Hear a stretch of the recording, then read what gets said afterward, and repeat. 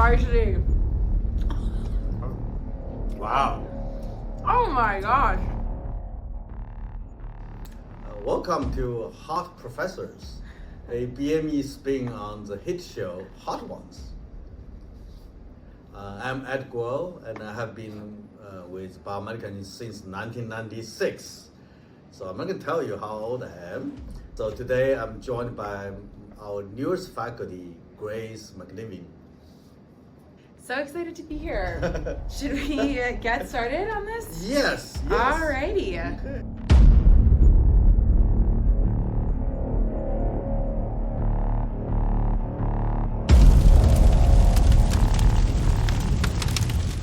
So, Ed, you've obviously had a very successful career, previous chair of the department, fellow in a lot of academic societies. What would you attribute your success to? You know, what characteristic of yourself or environmental factor has really contributed to your success? I think fundamentally, I'm always very interested in science, right? So around the questions of why, how, and then so since I was a little, and then also probably is also born of competitiveness. Right? I think that's what all the species as professors now. So I should be worried in this contest here? We'll see. And so therefore, I always I love what I do in terms of science-wise. But in the meantime, I think this is really the job such that I always challenge myself. I want to be the best, whatever I do. So I think that's really, I can summarize my career so far. So Grace, you have a very unusual background. As in our department, probably around the country, is you have MBA as well as PhD. And in our department, we had professors which have MD and PhD, not surprising for biomedical engineering, but MBA is very, very special. So can you tell a little story, why you did the MBA first and then continue for the hard PhD? Yeah, well, the honest answer is that I was on track to finish college in 3 years, and somewhere around that third year I realized that I did not want to leave college, didn't want to leave my friends, and so the school I was at had a really great 4+1 MBA program, and so I enrolled in that and got an MBA. And actually it was in that year of my MBA that I started doing research for the person who then became my PhD advisor. So it ended up being really great, and I think I've used my MBA, the skills I've learned in my MBA, quite a bit in my PhD career. So, yeah. While we're chewing away here, Ed, I'm gonna get my next question ready for you. Okay. So, I've noticed that you're kind of like an early adopter of technology. And I was wondering, do you know when Google was founded? For the kids these days. Sometime around 2000. It was September 4th, 1998. Okay. And I have found Ed Guo's original research website from before Google was even invented. Yeah. Remember this? Yeah. So how would you Still say? there. Yeah, how would you? I made it myself. Yeah, would you say being an early adopter of technology has really served you well in your research career? Absolutely. So, I could be very, very rich.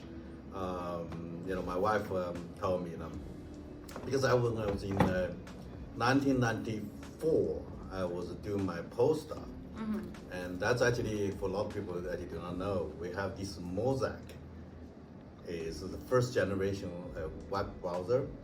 And then it's developed in the University of Illinois, Albany-Champaign. And then the person later on spin off that, developed Netscape.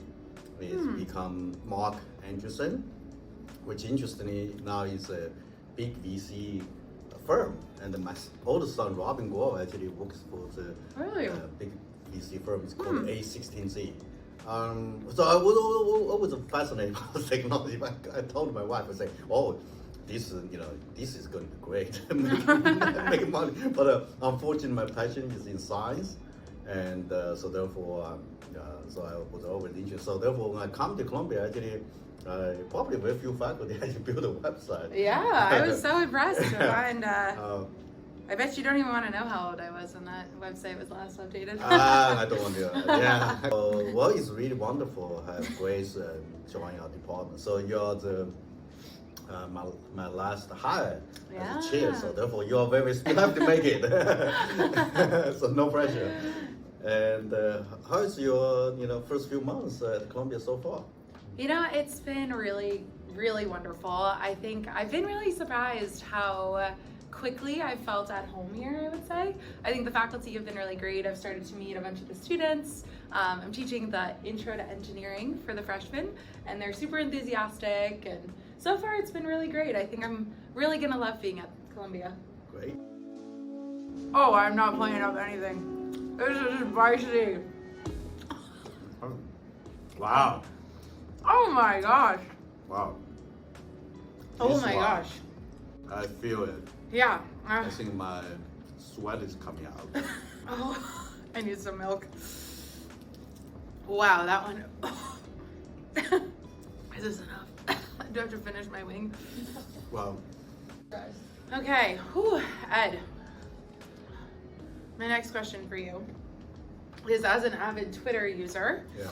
and also obviously as an academic, overnight, would you rather have 1,000 more citations on your papers or 100,000 more followers on Twitter? You wake up tomorrow with one of those options. Yeah, I want 100,000 followers. I think we can survive this. Okay, I'm gonna wait to see how he's looking.